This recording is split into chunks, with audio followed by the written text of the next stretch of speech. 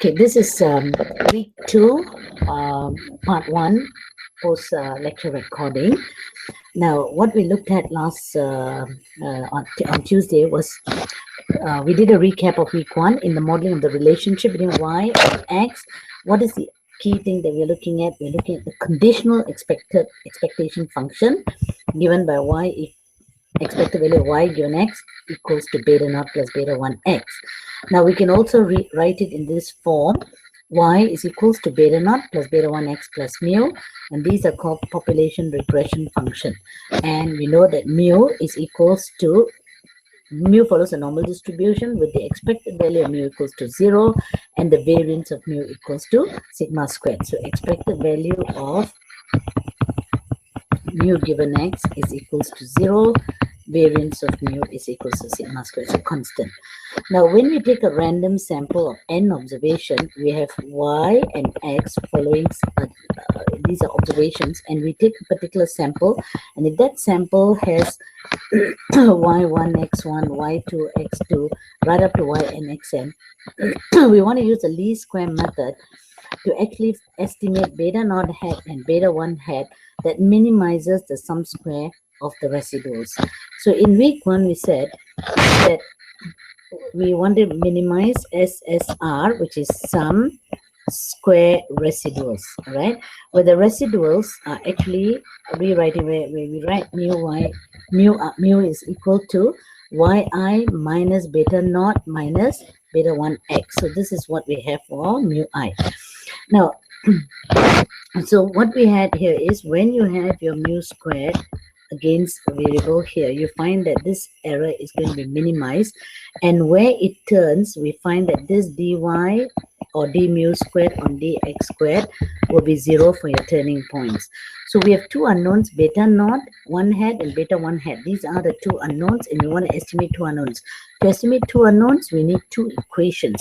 So that's where the equal to 0 comes in, because we know that at the turning point is equal to 0. So delta SSR on delta beta naught hat is equal to 0.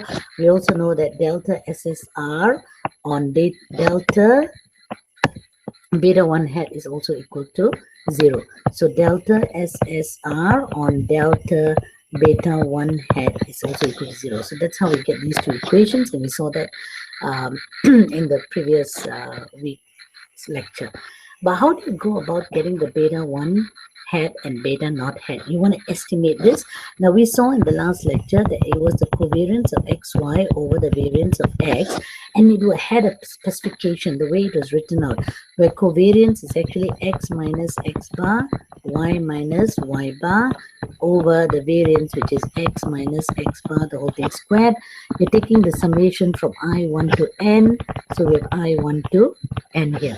Now, the beta naught hat is actually the y bar minus the beta 1 hat x bar. All right, so we want to show this from the earlier two equations. So OLS estimators are random variables, so they each have a probability distribution, because what you have is only one, this is your observed value. So for this set of observations, you have sample 1. I can estimate my beta naught hat and my beta 1 hat. All right, but if I take another sample, for example, this sample here, I have sample 2, I get another set of beta naught hats and beta 1 hat. So you've got a whole range of beta naught hats, beta 1 hats that you can actually estimate. So it actually forms a probability distribution, and it is a random variable. All right, before we move on to the next area, let's see how we can actually prove this. All right, so we started off with what? We started off with the SSR, which is sum square of the error term. All right, we have yi as equals to beta naught plus beta 1 x I plus mu. All right, delta y. Okay, let's say we take this as our values. Now, if we have a predicted value, then your hats will come in and so on. So what is your mu I? it's simply your actual value minus your predicted value, right? So if this is my predicted value, I will have all the hands appearing here. So if I take mu I as, mu I is actually the error term. It's a difference between what you observe and what you predicted, right? So if I take yi minus y hat, sorry, y hat, there should not be an error term, yi minus y hat. So what is y hat here equal to? Is beta naught hat minus beta 1 hat xi. All right, so this is our mu I. But you want to actually minimize what? You want mu I squared. So it is the sum of this whole thing squared. All right, so it's yi minus beta naught hat minus beta 1 hat xi squared. Now I want to minimize this, so I want to find delta SSR on delta beta naught hat. I also need to find delta SSR on beta 1 hat. Okay, we need these two values. Okay, so I have a summation mu squared. So sum here, sum here. All right. So what is this variable equal to? This variable is your SSR. So delta SSR on delta beta naught, I want to differentiate with respect to beta naught. The power, you multiply it here. It comes 2 summation of, reduce the power to 1. I have yi minus beta naught hat minus beta 1 hat xi. Then I got to differentiate the inside here. When I differentiate the inside, I get negative value, so negative 1. And because for turning point, this value dy dx is equals to 0, we say that delta SSR on delta equal to beta naught is equals to 0. So equation minus 2, I can cancel it out because equals to 0. I have summation yi minus beta naught hat minus beta 1 xi is equal to 0. So this is the first equation that we have, right? Now, then we move on. Okay, we have then we need delta SSR on delta beta 1, which is again differentiating this, but now with respect to B1. I have 2, right, summation yi minus beta naught minus beta 1 xi. Differentiate this part inside, get minus 2. But remember, when I differentiate with respect to beta 1, there's an xi that I need to take into account. So let me shift this here. So what do I have? I have a summation xi here as well. And this is also equal to 0. So I've got equation 1 and equation 2. All right. Now, I can simplify equation 2. I can take this negative 2 off. I can cancel this. All right. So we have 2 equations. Let me rewrite equation. Okay. So we have the equation 1. We have the equation 2. So what do we have then now? So now our objective is to solve for beta 1 and beta naught. Let's look at equation 1, right? We take equation 1. Can I expand the summation sign? So when I expand, I get summation yi minus sum of beta naught hat minus beta 1 summation xi is equals to 0. All right. Now, this is summation yi. Beta naught has a constant. So a constant, when you add it n times, what do you get? You get n beta naught plus beta 1 xi equals to 0. Right. So this is from equation 1. Now, can I divide throughout by n? Okay, so what I'm going to do is I'm going to divide this by n. I divide this side by n, I divide this by n, this side n is 0 on this side. So what do we get here? This is simply a y bar minus beta naught.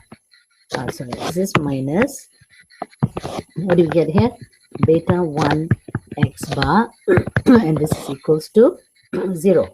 So I find that beta naught, I bring this over, I have y bar minus beta 1 hat x bar. So this is my beta naught value. This is what we have proven. Let's call this equation 3. Now what we want to do is, we want to solve for beta 1. We have equation 3, we have beta naught. I have another equation which I've not used, that's equation 2. So wherever there's a beta naught, I'm going to substitute it with that beta naught that we had earlier. Okay, so I'm going to rewrite equation 2 here. What is equation 2? Summation xi, I 1 to n, yi minus beta naught hat minus beta 1 xi, all right, is equals to 0. This is equation 2. I want to substitute 3 into 2. Okay, so 3 into 2, what do we have? We have summation xi yi minus beta naught, minus y bar. There's a minus, and minus become plus beta 1 hat x bar minus beta 1 hat xi is equals to 0. All right, we have this, right? So now how can we simplify this here? So now what we need to do is, I want to take this into one set and this into another form. Bearing in mind the beta 1 formula, the beta 1 hat formula is covariance of xy, right? You see your beta 1 formula, beta 1 is actually covariance xy over variance of x. Covariance of xy means what? X from the mean, y from the mean as well, right? So I need to have it expressed in this form. So what I'm going to do is, I'm going to take xi, okay, I'm going to rearrange this. I'm going to take yi minus y bar as one side, okay, but according to the equation it's minus. So if I take minus beta 1 minus, I take beta 1 xi minus x bar is equal to 0. I'm just rearranging this part here. I've taken out the negative sign. It's just a simple mathematical computation here. We have this, all right? So if summation xi into yi minus y bar is equal to this. Now, can we now expand this? So when we expand, take the summation sign throughout. What do we have? Summation xi yi minus y bar, okay, minus beta 1 hat summation xi into xi minus x bar, okay, and this whole thing is equal to 0. I bring this over. I have summation xi into yi minus y bar is equals to beta 1, beta 1 is equal to what? Is equal to your beta 1 hat summation xi minus x bar. All right, so here we find beta 1 hat is actually equal to what? Is summation xi yi minus y bar over summation xi into xi minus x bar. All right, but this is not the form that we want. We want to write it out in the form of covariance. So we want this to be expressed in the form of covariance of x and y, all right, and the denominator as the variance of x. All right, so we want to write, it means you want to re-express it in this form. What we need to show here is, we need to show that this numerator, this form, is actually the same as this form, and this denominator is exactly the same as this form. So let's just pick out the denominator. We want to show that summation, so to show that summation xi minus x bar squared is actually equal to summation xi into xi minus x bar. We want to show this. All right, so let's start with this extension here. So we're going to show that the left hand side, okay, the left hand side is equals to the right hand side. So let me start with the left hand side. Summation xi minus x bar the whole thing squared. So can I expand the whole thing? I have summation xi, you're just multiplying, you're just expanding this, minus what? 2 xi x bar plus x bar squared. Take the summation sign inside, minus 2 summation xi x bar plus summation x bar squared. All right, are you all with me? So look at these values carefully. We have summation xi minus, sorry, this is square. Yep, this is square here. All right, xi squared. Okay, so now what we have is, we have 2 summation xi. X bar is what? Summation xi over n minus, I have summation xi over n. There's a sum of x bars. There's an n coming in because constant. All right, I leave one x bar alone. All right, so what we're doing is, bear in mind, summation of x bar squared is actually summation x bar times x bar. Summation of x bar is n x bar times x bar. So what we're doing here is, we're just, okay, we're leaving 1 as in terms of x bar, but we're expanding this as summation xi over n. So this gets cancelled off. All right. So you find that this term and this term is the same. Summation xi over n, or I can leave this as, okay, I can expand this as well. Same thing. Okay, they're the same. So we have summation xi squared minus 2. Okay, minus 2 minus, this should be plus, all right, is minus 1. What do we have? We have minus 1 summation xi x bar, because this is x bar. All right. Can I take out the summation xi sign? I got xi minus x bar. So what we have proven is that this actually is equivalent to the same thing. All right. In the same manner, we can also show that this is also equivalent to this. Summation xi. Okay, here we have summation xi into what? We have summation xi into yi minus y bar. All right. Similarly, will also give you the same thing. It is summation xi minus x bar yi minus y bar. You can show the same thing.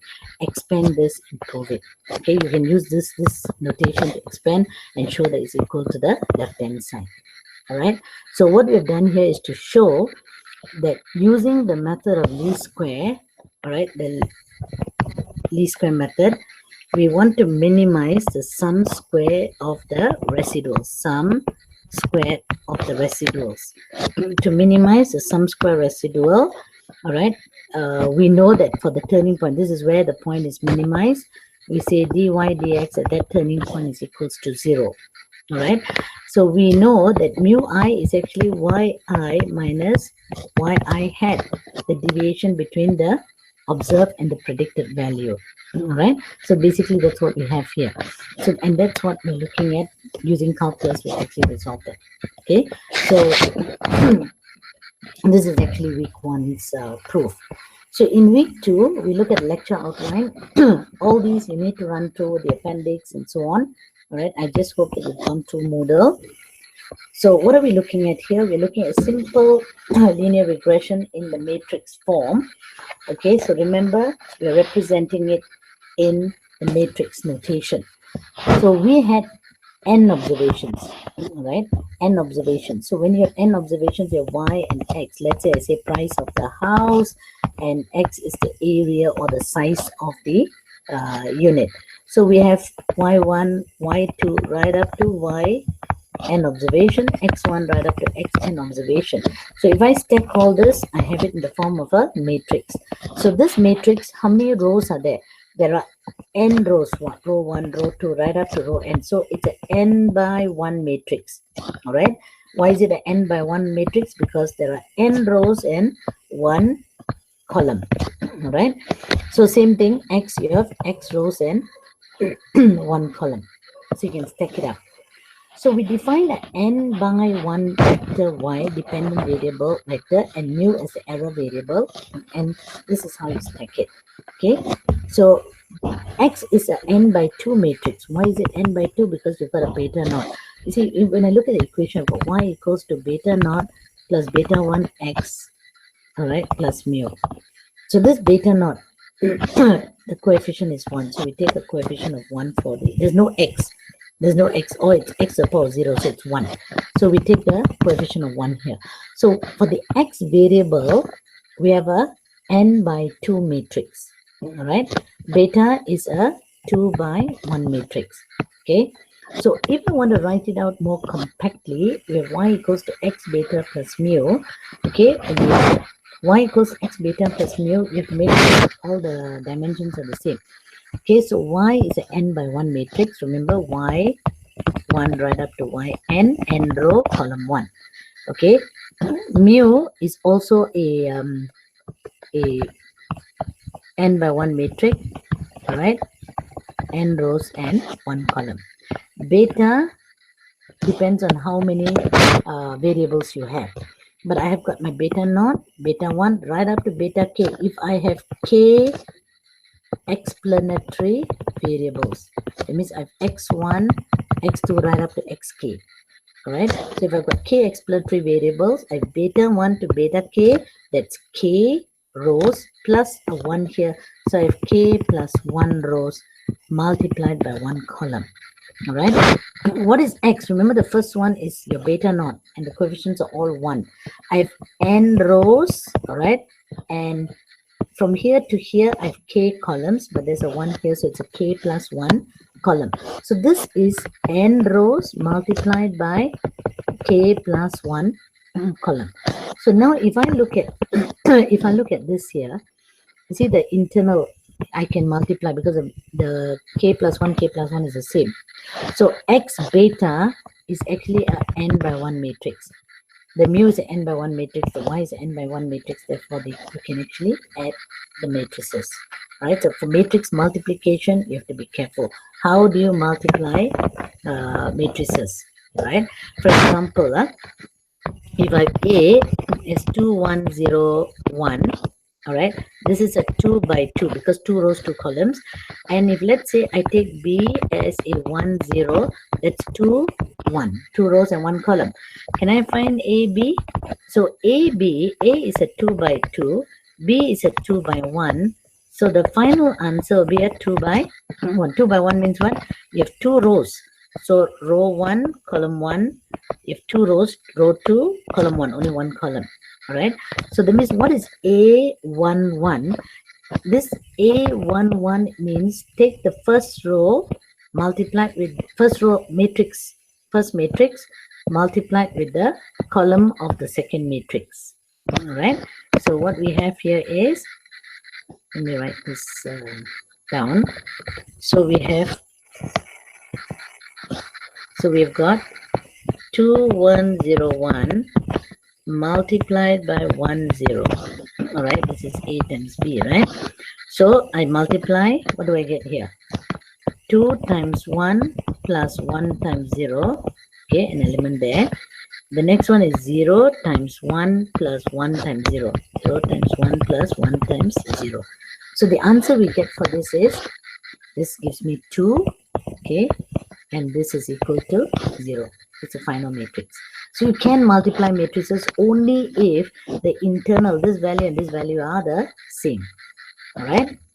So remember that x, y are observables, beta and mu are unknowns. These are what you observe. These are your unknowns.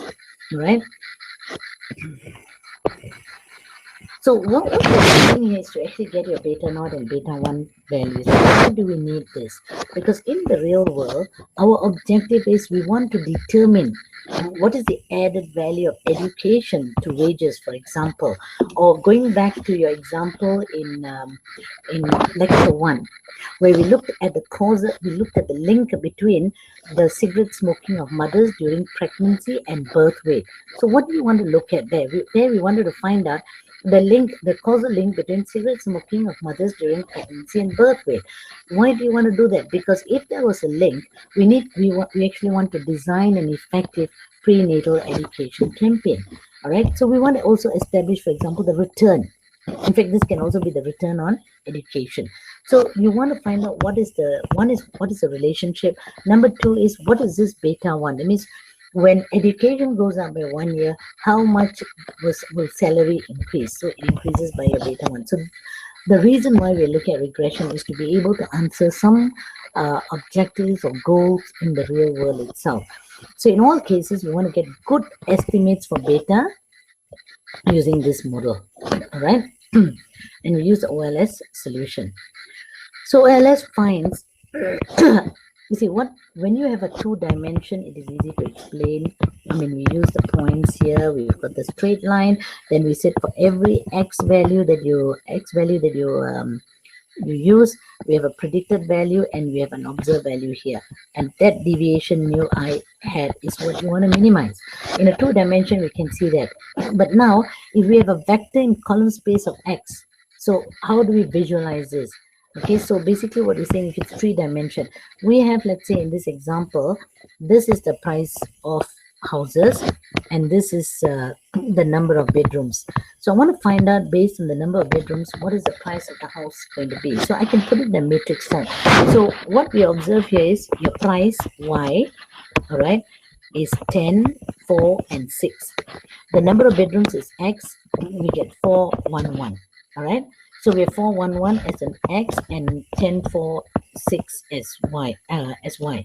So what we want to do is we want to solve this equation such that we get our beta naught hat and the beta 1 hat for policy implication.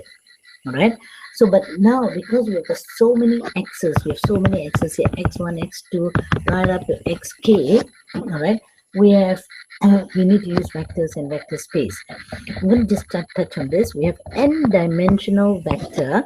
So how do you draw your n-dimensional origin from the origin to the point in your real space?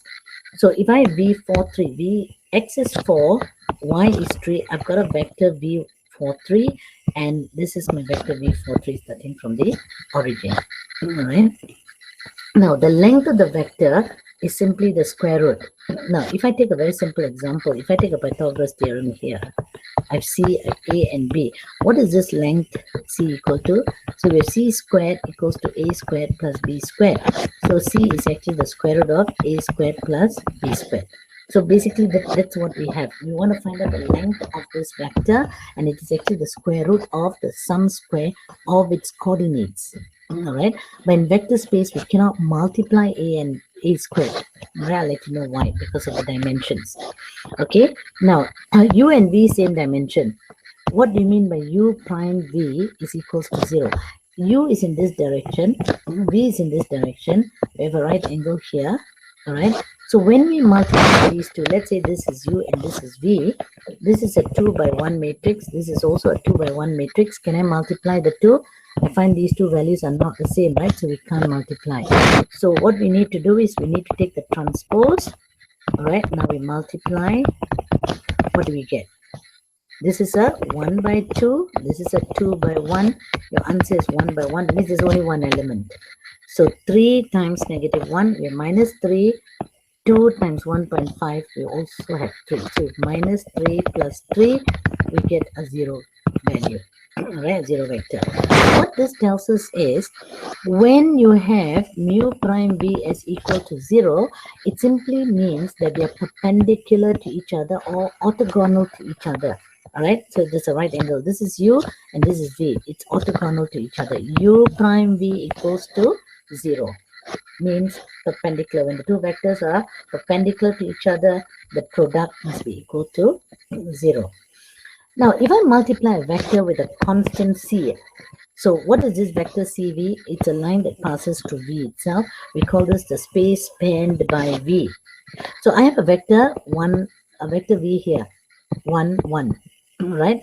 So if I multiply vector v by 3, I get 3v. So I've got 3. It is going to span on this line. So the vector is spanning on this line itself. Space spanned by v.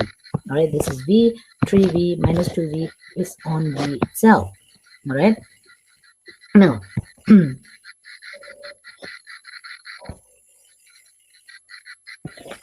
so if you just go, so the means we are looking at what we have now is many axes. So it actually falls in a plane here. All right, this is the plane that you have, the axis, the column space of x is here. All right, we have this as y here. So what do we want to do? We want to find the minimum deviation between y and the plane. So think of this as a horizontal surface, and you've got a y going up. So this plane is actually your y hat, which is your x beta. All right, and this is my y here, this is my y hat. The deviation that minimizes y from y hat is your mu hat, and we find that mu hat is actually a perpendicular distance. Okay, so perpendicular distance with your x prime. So mu hat times your x will always be equal to 0 because they are orthogonal to each other.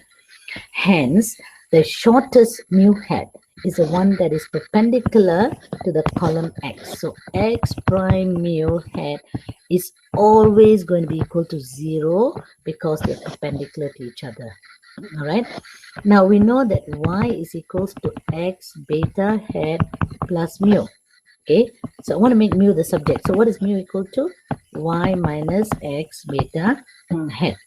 All right, so now what we're going to do is we want to find beta. We want to make beta the subject.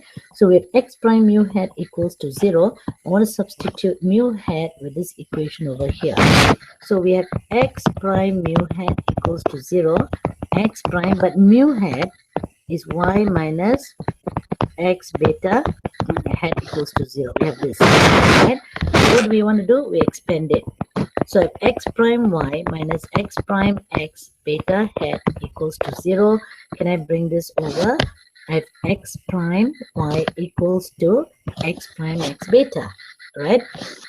Now we want to make beta the subject, but remember this is in a matrix form. So in a matrix form, I need to get rid of this, right? How do I get rid of this? I multiply by the identity matrix. So x prime y is equals to, we have x prime x beta hat. I want to make beta hat the subject. So I want to get rid of this. Okay, I can get rid of this by multiplying this side, okay, with its inverse. But if I multiply the right hand side with the inverse, I'm going to multiply the left hand side with the inverse as well. So the inverse multiplied by this factor, what do I get? I get an identity matrix. An identity matrix times my beta hat will simply be equal to what? Your beta hat. So that's why beta hat here is actually equivalent to x prime x inverse x prime y. You need to know how to prove this. But remember, what is my starting point? My starting point is that x prime mu hat is always 0 because it's orthogonal, it is perpendicular. That's the shortest deviation, right? Shortest distance. And how do I work out? I need to bring in beta. I need to introduce beta. So I need to know x prime mu hat is equal to 0. I also need to know this y equals to x beta hat plus mu. So playing around with these two equations, we should be able to get beta as x prime x inverse x prime y. And for this x to be invertible, it means for you to be able to get the inverse, to get this inverse here, columns of x must be linearly independent. All right, linearly independent. You can't have x1 2 and 2 4. This is not linearly independent. If I multiply this by 2 and multiply this by 2, I get this. They are dependent. So linearly dependent, if this is 3, it's linearly independent. All right.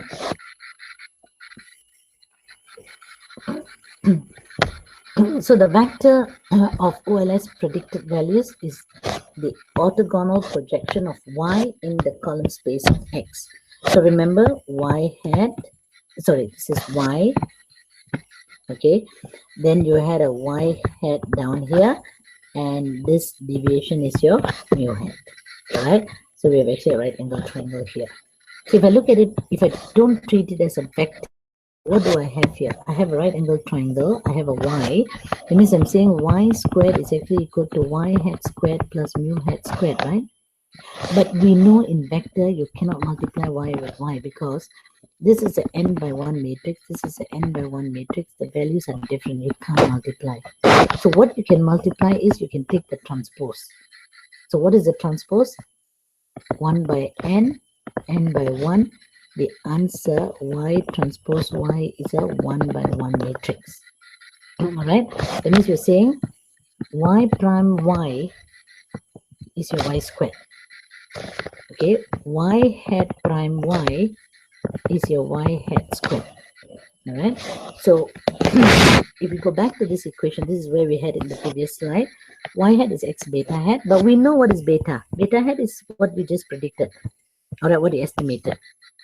And by definition, we also know that the true value y is equal to what? Your predicted value plus the error term. All these y hat, mu hat form a right angle triangle. Okay, and remember the length of the vector is what? It's simply the c square is equals to a square plus b square. All right, so we have this. All right, now let me give you a simple example. If I take y, I just take two values of y, y1, y2. All right, this is my y prime, y, and this is my y1, y2. What do I get when I multiply the two? I only get one, right? One value. So y1 times y1 squared plus y2 times y2 squared. So this simply means summation of yi squared for I 1 to 2. So if I have n observations here, this will be summation yi squared. I will be what? 1 to what? It will be 1 to, this becomes n. All right, so that's exactly what we're doing here. This is your y prime y. So when I take y prime y, what do we have? Y prime is y1 right up to yn multiplied by y1 right up to yn. Okay, so a 1 by n matrix, a n by 1 matrix, the answer is 1 by 1. So y1 times y1, I get y1 squared, y2 squared, right up to what? We have right up to yn squared. So this can be written in summation as yi squared I 1 to n. Right? So that's how we get this identity here. Summation yi squared is simply summation yi hat squared plus mu I hat squared. Right?